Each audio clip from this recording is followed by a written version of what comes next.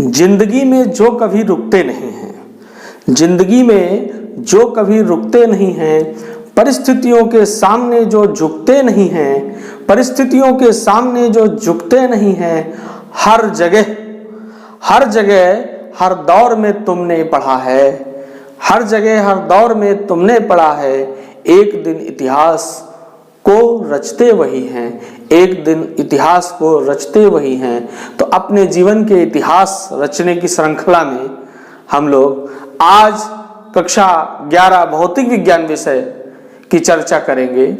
स्वागत है आप सबका आपके अपने YouTube चैनल लक्ष्य ट्यूटोरियल्स पर।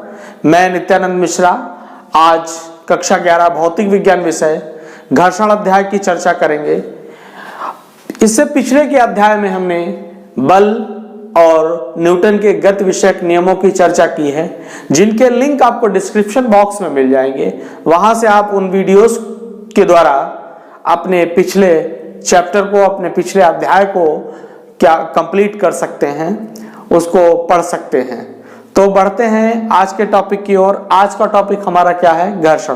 सामान्य बोलचाल की भाषा में हम ये समझते हैं कि जब कोई वस्तु किसी वस्तु पर रगड़ी जाती है और रगड़ने में या उसको खिसकाया जाता है, तो जो बल आरोपित होता है, खिसकाने में जो बल लगता है, उसको हम क्या कहते हैं? घर्षण कहते हैं। पहले ये समझा जाता था कि वस्तु जिन अणुओं से बनती है, उन अणुओं के मध्य कार्य करने वाले बल को, उन विभिन्न पदार्थों जो कि एक दूसरे के संपर्क में होते हैं, उनके मध्य कार्य करने वाले बल को क्या कहते हैं? घर्षण बल कहते हैं। घर्षण जो है वस्तु के चिकने और खुरदरे होने पर निर्भर करता है, ये माना जाता है। तो सबसे पहले अगर कोई वस्तु चिकनी होगी तो उसको इजीली खिसकाया जा सकता है। अगर कोई वस्तु जिनकी सतह खुरदरी है तो उनको ज्यादा बल द्वारा खिसकाया जाता है। तो ये कॉन्सेप्ट आता है घर्षण का। जैसे साइकिल से चलते हैं, बाइसिकल से चलते हैं, तो उसमें जब जो उसका धुरा और उसका पहिया जो होता है, उसमें जब लुब्रिकेशन कम हो जाता है, स्नेहक मोबिल या ग्रीस कम हो जाती है, तो हमें ज्यादा ताकत लगानी पड़ती है। ऐसा इसलिए होता है क्योंकि घर्षण जो है वो क्या हो जाता है? कम हो जाता है। हमें घर्षण के मान को बनाए भी रखना है, क्योंकि जीवन में घर्षण आवश्यक भी है, घर्षण होना भी चाहिए। और घर्षण का मान इतना अधिक न हो कि किसी मशीन द्वारा उत्पन्न पूर्ण आयास, माने वो जो मशीन एफर्ट करती है, वो पूरा का पूरा केवल मशीन को चलाने में ही एफर्ट जो है वो खर्च हो जाए। तो हम सामान्य रूप से पहले घर्षण की बात करते हैं। ये आपके सामने एक चित्र बना हुआ है, ठीक है। ये चित्र ये दर्शा रहा है कि एक रुच्छ तल है। रुच्छ, ये जो डॉटेड लाइंस बनी हुई है नीचे की ओर, ये रुच्छ माने खुरदरा, रफ सरफेस है। और ये रफ सरफेस के ऊपर पहले चित्र का हम विवेचन कर रहे हैं, उसका एक्सप्लेनेशन कर रहे हैं। तो पहले चित्र में एक खुरदरा तल है और खुरदरे तल के ऊपर एक m द्रव्यमान की वस्तु रखी हुई है, और m द्रव्यमान की वस्तु का भार, ये क्या है? m द्रव्यमान की वस्तु का भार नीचे की ओर कार्य कर रहा है, और नीचे की ओर जो भार कार्य करेगा उसका मान क्या होगा? mg होगा। और भार के बराबर और विपरीत दिशा में जो तल के लंबवत ऊपर की ओर प्रतिक्रिया कार्य करती है, उसको हम अविलंब प्रतिक्रिया, उसको हम अविलंब प्रतिक्रिया, या अंग्रेजी में उसको नॉर्मल रिएक्टेंट,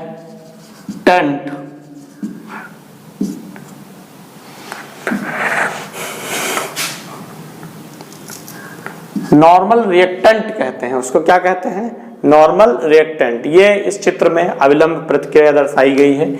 ये वस्तु का केंद्र बिंदु होगा, जिसको हम द्रव्यमान केंद्र कहते हैं। आइए इसको आप आगे पढ़ेंगे। दूसरे चित्र की ओर हम बढ़ते हैं। दूसरे चित्र में वस्तु को हमें गति कराना है। जैसे ये आपका हाथ के ऊपर ये डस्टर रखा है, डस्टर को उधर खींचना है, तो हम बल लगाएंगे।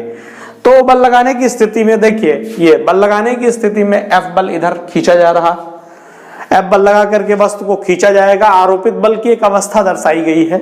और इस स्थिति में देखो, पहले न्यूटन के क्रिया प्रतिक्रिया नियम से अगर हम समझने की कोशिश करें, तो जब हम किसी वस्तु पर कोई बल लगाते हैं तो वस्तु क्या होती है? हमारे हाथ पर बल लगाती है।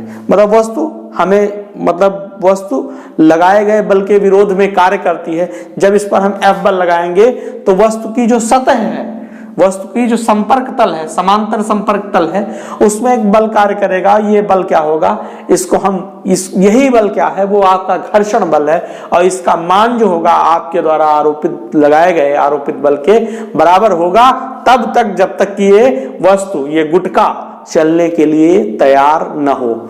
तो इस स्थिति में ये F और Fs क्या होंगे, बराबर होंगे। देखिए आपकी जो वस्तु है, वस्तु का जो भार mg है वो नीचे की तरफ कार्य कर रहा, ये अविलंब प्रतिक्रिया R कार्य कर रही है। ये क्या कर रही है, अविलंब प्रतिक्रिया R कार्य कर रही है। और Fs अविलंब प्रतिक्रिया R के लंबवत है। तो ये दो बल परस्पर लंबवत कार्य कर रहे हैं। तो इन दोनों का परिणामी, इन दोनों का क्या है, परिणामी जो है वो क्या है, P है। ये जो डबल लाइंस बनाई गई है रिएक्टेंट को शो करता है। F और R के आकार, F और R का जो परिणामी है वो क्या है, P है। तो F और R का जो परिणामी P है, इस स्थिति में हम इसकी भी आगे चर्चा करेंगे। यही मेन परिणामी है इन दोनों बलों का, F S का और R का। हम Fs के मान को जैसे जैसे बढ़ाएंगे तो P का मान ऑटोमेटिकली क्या होगा, वो बढ़ता चला जाएगा। माने जब हम वस्तु पर बल लगाते हैं, वस्तु को खींचते हैं, तो पहले एक स्थिति थी, घर्षण का मान क्या होता है, बढ़ता है। अब तीसरी अवस्था की ओर बढ़ते हैं। इस अवस्था में, अभी इस अवस्था में गुटका जो है, वो गुटके पर आपने बल लगाया और गुटका चलने के लिए तैयार नहीं हुआ, लेकिन गुटके पर बल लगना शुरू हो गया। ये स्थिति है जब गुटके पर आप बल लगाना शुरू कर रहे थे, उसके बाद में बल लगा करके आपने इतना उसको परिपूर्ण कर दिया, बल लगा करके इतना प्रिपेयर कर दिया कि अब गुटका चलने के लिए एकदम तैयार है।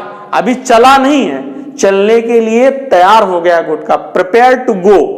ठीक है, तो इस अवस्था को हम क्या कहते हैं, इस अवस्था में F बल लगा करके आपने वस्तु को चलने के लिए तैयार कर लिया।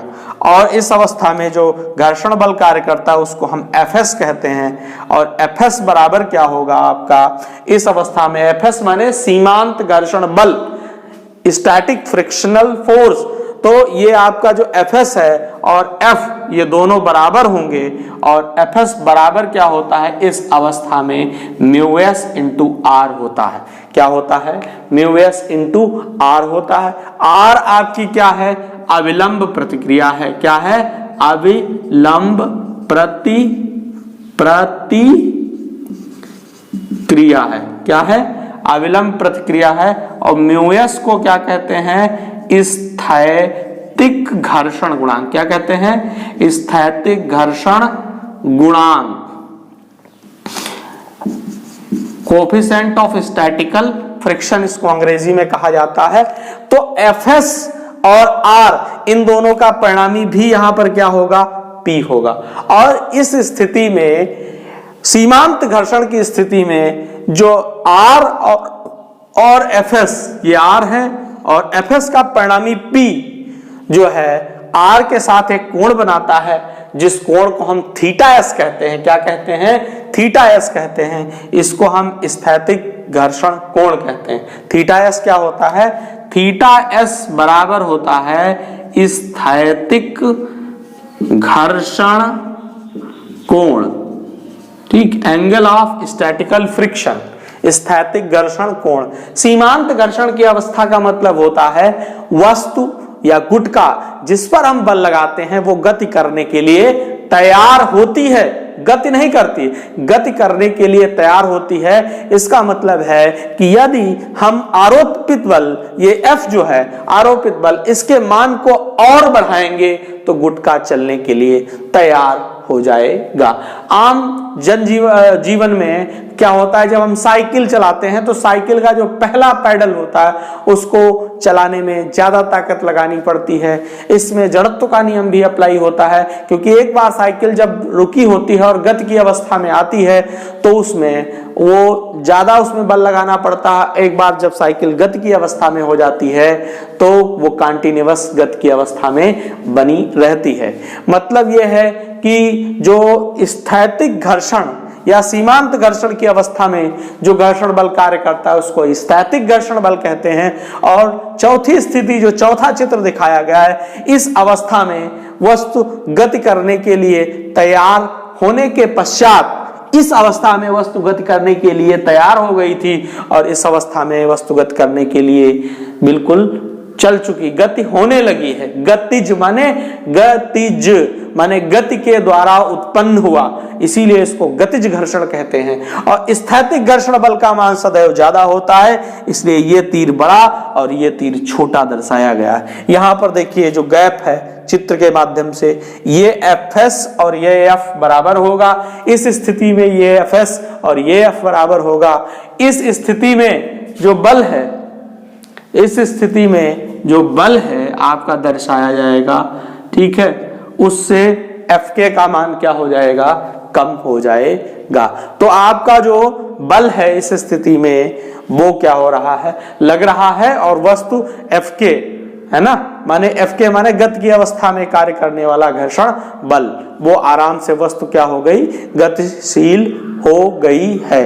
तो Fk बराबर म्यू के इंटू आर होता है, जहां पर म्यू के क्या है, म्यू के को हम कहते हैं गतिज घर्षण गुणांक, गतिज घर्षण गुणांक, अंग्रेजी में इसको कहते हैं coefficient of statistical, coefficient of kinetic friction. तो बेटा एक बात आपको ध्यान रखनी है कि गति की अवस्था में कार्य करने वाला घर्षण बल जो होता है वो सदैव कम होता है स्थैतिक घर्षण बल से। स्थैतिक घर्षण बल का मान ज्यादा होता है और गतिज घर्षण बल का मान कम होता है। देखिए यहां पर जो सीमांत घर्षण है उस अवस्था में Fs बराबर μs इंटू आर होता है। और इस स्थिति में देखिए, इस स्थिति में जब गुटका आरोपित बल की पहली स्थिति है, आरोपित बल लगना शुरू हुआ है, इस अवस्था में जो μs इंटू आर है, μs इंटू आर का मतलब क्या है, Fs, μs इंटू आर का मतलब है रिक्वायर्ड फ्रिक्शनल फोर्स। तो यहां पर जो आरोपित बल F है और जिसका मान Fs के बराबर है, जिसका मान क्या है, Fs के बराबर है, F Fs के बराबर है, और Fs गति करने के लिए Fs का मान μs इंटू आर के बराबर होना चाहिए, इसलिए μs इंटू आर इस अवस्था में ज्यादा है और Fs का मान कम है। जैसे ही Fs का मान μs इंटू आर के बराबर हो जाएगा, μs क्या है, स्थैतिक घर्षण गुणांक है, R अविलंब प्रतिक्रिया है, Fs घर्षण बल है। जैसे ही घर्षण बल का मान μs इंटू आर के बराबर हो जाएगा, गुटका गति करने के लिए तैयार हो जाएगा, गति नहीं करेगा, गुटका गति करने के लिए तैयार हो जाएगा। और जब गुटका गति कर देगा, गति करना स्टार्ट कर देगा, तो इस अवस्था में जो घर्षण बल कार्य करेगा उसको हम Fk कहेंगे, और Fk का मान क्या होगा, गतिज घर्षण बल Fk बराबर क्या होगा, म्यू के इंटू आर होगा। अब हम अगर मान लें कि यदि मेज पर रखी हुई एक वस्तु है, क्या है, मेज पर एक वस्तु है या पुस्तक है, वो विरामावस्था में रखी है। मेज पर एक पुस्तक क्या है, विरामावस्था में रखती है, तो मेज पर एक बल लगाती है। भाई ये मान लिया पुस्तक है तो ये नीचे की तरफ बल लगाएगी, और मेज जो है वो अविलंब प्रतिक्रिया के रूप में, उसके विरोध के रूप में न्यूटन के तृतीय नियम के अनुरूप ऊपर की ओर बल लगाएगी। तो ये दोनों बल एक दूसरे को निरस्त कर देंगे और इनके मान परिमाण में क्या होंगे, बराबर होंगे। लेकिन अगर हम इसी किताब को खींचें तो खींचने की स्थिति में जो सतह हैं, इनके जो संपर्क तल हैं, संपर्क तल के समांतर कार्य करने वाला जो घर्षण बल है, कार्य करने वाला एक बल जो सदैव गति की विपरीत दिशा में होता है, उसी को हम स्थैतिक घर्षण बल कहते हैं। उसी को हम क्या कहते हैं, स्थैतिक घर्षण बल कहते हैं। एक बात आपको याद रखनी है, पहली कि गतिज घर्षण बल का मान स्थैतिक घर्षण बल से कम होता है, और दूसरी और सबसे महत्वपूर्ण बात यह है कि घर्षण सदैव गति के विपरीत दिशा में होता है। घर्षण बल सदैव गति की विपरीत दिशा में होता है।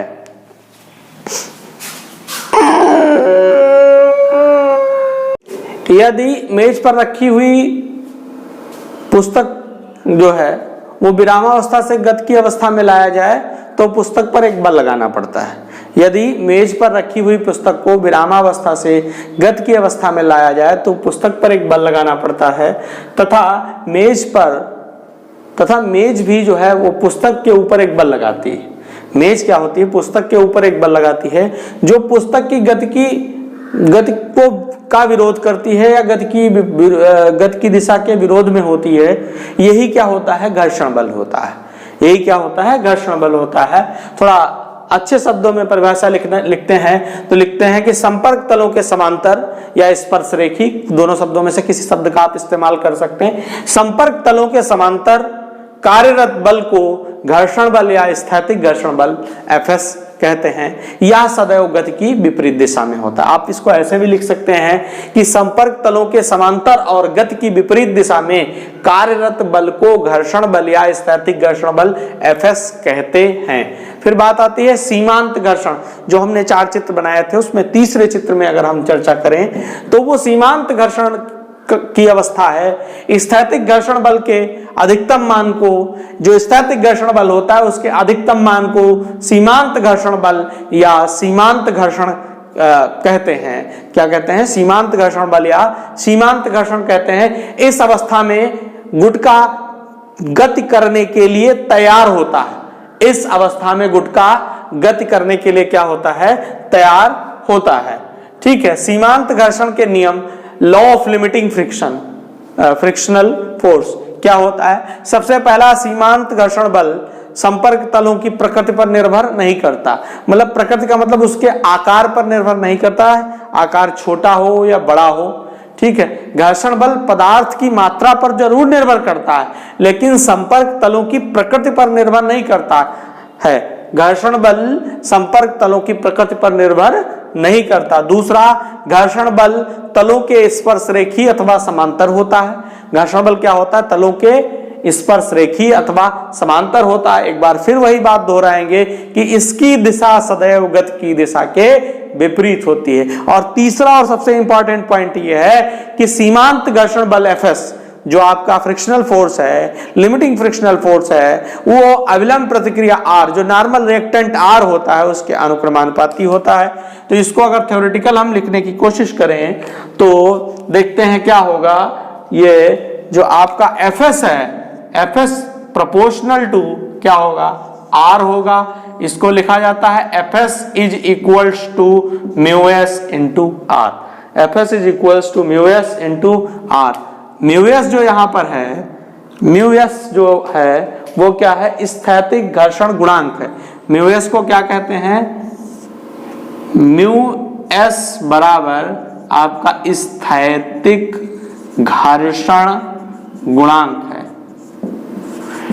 म्यूएस क्या है, स्थैतिक घर्षण गुणांक है। अब हम बात करते हैं गतिज घर्षण की।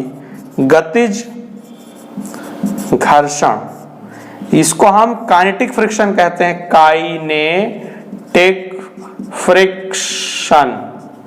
देखिए, जैसे स्थैतिक माने रुका हुआ, जैसे स्थैतिक माने स्थिर अवस्था में कार्यरत घर्षण बल को स्थैतिक घर्षण बल कहते हैं। ठीक उसी प्रकार गति, छोटी सी परिभाषा है, लिख लेते हैं। गति की अवस्था में गति की अवस्था में कार्यरत घर्षण बल को, किसको, घर्षण बल को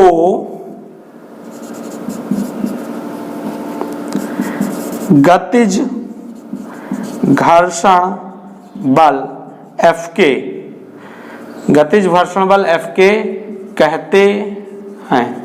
ठीक। यह भी क्या होता है, गतिज घर्षण बल भी अभिलंब प्रतिक्रिया R के समानुपाती होता है। लिख लीजिए कि गतिज घर्षण बल अभिलंब प्रतिक्रिया R के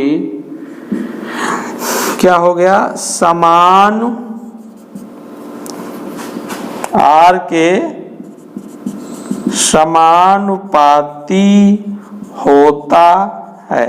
माने Fk प्रोपोर्शनल टू, इसमें भी आपका R होगा। ठीक है। और हम इसको क्या लिखेंगे कि F K is equals to mu K into, यहाँ जो गुणांक आया वो म्यू के है, और म्यू के क्या होता है, गतिज घर्षण गुणांक होता है। क्या होता है, गतिज घर्षण गुणांक। क्या होता है, गतिज घर्षण गुणांक होता है, गतिज घर्षण गुणांक होता है। अगले टॉपिक की ओर हम बढ़ते हैं। अगला टॉपिक बहुत ही इंपॉर्टेंट टॉपिक है, इस चित्र से आपको समझाना है। ये सीमांत घर्षण की अवस्था है। क्या है, सीमांत घर्षण की अवस्था। ये चित्र जो है ये आपका अगले टॉपिक का है, और जो अगला टॉपिक आपका है उसको हम नाम देंगे, उसको हम कहेंगे घर्षण कोण। क्या कहेंगे, घर्षण कोण। तो सबसे पहले जो आपका चित्र बना है उसी चित्र में हम कुछ चीजों का परिवर्तन करते हैं, और ये चित्र आपका किस में है, घर्षण कोण में है। माने देखिए, ये जो आपने घर्षण कोण परिभाषा लिखी है, ये चित्र जिसको हम अंग्रेजी में क्या कहते हैं, एंगल ऑफ फ्रिक्शन। क्या कहते हैं, एंगल ऑफ फ्रिक्शन। ये जो आपका परिभाषा है, ये चित्र उसी परिभाषा का है, घर्षण कोण का। ये आपका तीसरा वाला जो चित्र आपने बनाया था वही है। ये आपका एफ के है, ये गति की अवस्था, सॉरी ये आपका एफ एस है, ये सीमांत घर्षण की अवस्था है। ये आपका बल है, ये एफ एस है, ये आपका थीटा एस है। क्या है, थीटा एस। यहाँ पर हम थीटा एस जरा दूसरे मार्कर से मार्क करते हैं जिससे कि आपको बेहतर ढंग से समझ में आए। थीटा एस है, तो आपको समझाने का हम प्रयास करते हैं। क्या है मैटर, परिभाषा कैसे लिखी जाएगी। देखिए, सबसे पहले तो यहां पर क्या है, सीमांत घर्षण की अवस्था में, सीमांत घर्षण की अवस्था में सब कुछ हो रहा है। ये घर्षण कोण को परिभाषित करेंगे। तो सीमांत घर्षण की अवस्था में ये आर क्या है आपका, ये आर आपका अविलंब प्रतिक्रिया है, अविलंब प्रतिक्रिया। और ये एफ क्या है, सीमांत घर्षण बल है। इन दोनों का परिणामी क्या है, पी। इन दोनों का परिणामी पी जो अविलंब प्रतिक्रिया आर के साथ, अविलंब प्रतिक्रिया आर के साथ जो कोण बनाता है वो कोण क्या है आपका, उसको हम थीटा एस कहते हैं। और वही थीटा एस क्या होता है, घर्षण कोण होता है। तो हम इसको लिखेंगे जो है कि सीमांत घर्षण की अवस्था में, क्या लिखेंगे कि सीमांत घर्षण की अवस्था में सीमांत घर्षण बल एफ एस व अभिलंब प्रतिक्रिया आर का परिणामी क्या है, पी। अविलंब प्रतिक्रिया आर का परिणामी पी जो है, इन दोनों का परिणामी पी हो गया, कामा लगा देते हैं पी। अविलंब प्रतिक्रिया आर के साथ, अविलंब प्रतिक्रिया कैपिटल आर के साथ जो कोण बनाता है, जो कोण बनाता है उसे घर्षण कोण, उसे क्या कहते हैं, घर्षण कोण थीटा एस कहते हैं। यही थीटा एस या स्थैतिक घर्षण कोण है। तो देखिए आपके सामने एक ये तो आपका 90 अंश का कोण बनेगा, समझ में आ गया आपको। देखिए अगर ये आपका यहां से यहां तक जो ये पूरा लग रहा है, ये बल इस बिंदु से, ये क्या है, ये एफ एस है, ये क्या है, एफ एस है। और इस थोड़ा सा इस वाले बल को आप और बड़ा कर दीजिए, ठीक, एफ एस ये हो गया। तो एफ का मान एफ एस है, ज्यादा इसमें बना दिखाएंगे, ठीक है। तो देखिए बेटा, जो एफ एस और r का परिणामी p हो गया। p किसके साथ? r के साथ जो कोण बनाता है उसी को हम थीटा s कहते हैं। आपके सामने एक समकोण त्रिभुज है p r, और यहाँ इस पॉइंट को कुछ मान लीजिए, x मान लीजिए, m मान लीजिए। तो ऐसी स्थिति में अगर ये वाला नीचे बेस आपका fs है तो ये वाला क्या होगा? ये लाइन भी fs होगी क्योंकि दोनों समांतर हैं, और ये वाली लाइन तो आपकी r हाई है। तो यहां से हम क्या लिखेंगे कि tan थीटा s, ठीक है। तो ये वाला जो कोण थीटा s है तो इसके सामने की भुजा लंब, और ये हो जाएगी आधार, और ये हो जाएगी कर्ण। तो ये जो बेस है आपका ये fs है, तो ऊपर वाला भी क्या होगा? fs होगा। इसलिए tan थीटा s बराबर fs बाई क्या हो जाएगा? r। तो ये लंब हो गया, ये बटे क्या हो गया? आपका आधार हो गया। लंब बटे क्या हो गया? आधार आपका। तो यहां से एक चीज ये निकल करके आ गई कि tan थीटा बराबर fs बाई क्या होता है? r होता है। tan थीटा बराबर क्या होता है? fs बाई r होता है। tan थीटा बराबर fs बाई r है। इसको थोड़ा सा और आगे एलिब्रेट करते हैं हम। तो देखिए tan थीटा s बराबर fs बराबर अभी आपने पढ़ा mu s into r, r cancel हो गया। तो यहां से एक और प्रतिबंध निकल करके आया कि tan थीटा s बराबर क्या होता है? म्यू s होता है। tan थीटा s बराबर क्या होता है? म्यू s होता है। माने स्थैतिक घर्षण कोण जो होता है, ये tan थीटा s क्या है? स्थैतिक घर्षण कोण है आपका। तो स्थैतिक घर्षण कोण की स्पर्शज्या, tan माने स्पर्शज्या, स्थैतिक घर्षण कोण की स्पर्शज्या ही क्या कहलाती है? घर्षण गुणांक कहलाती है। तो ये आपको याद रखना है कि tan थीटा s बराबर आपका क्या होता है? म्यू s होता है। tan थीटा s बराबर क्या होता है? म्यू s होता है। तो आज के वीडियो सेशन में आपने घर्षण के बारे में पढ़ा, सीमांत घर्षण, स्थैतिक घर्षण, सीमांत घर्षण के नियम आपने पढ़े, गतिज घर्षण पढ़ा और घर्षण कोण पढ़ा। ठीक है, तो अगले वीडियो में हम लोग आनत तल पर घर्षण और लोटनिक घर्षण, बेलनिक घर्षण, ठीक है, और घर्षण के सकारात्मक और नकारात्मक पक्ष की चर्चा करेंगे। ये वीडियो सेशन आपको कैसा लगा कमेंट बॉक्स में जरूर बताएं, और इस वीडियो को लाइक कीजिए, दोस्तों में शेयर कीजिए, जिससे कि इस महामारी कोविड-19 के दौर में ज्यादा से ज्यादा बच्चों का लाभ हो सके। हाँ, एक बात और, हमारे YouTube चैनल लक्ष्य ट्यूटोरियल्स को सब्सक्राइब कीजिए, साथ बने रहिए, हम आपको वीडियोस कंटिन्यू देते रहें।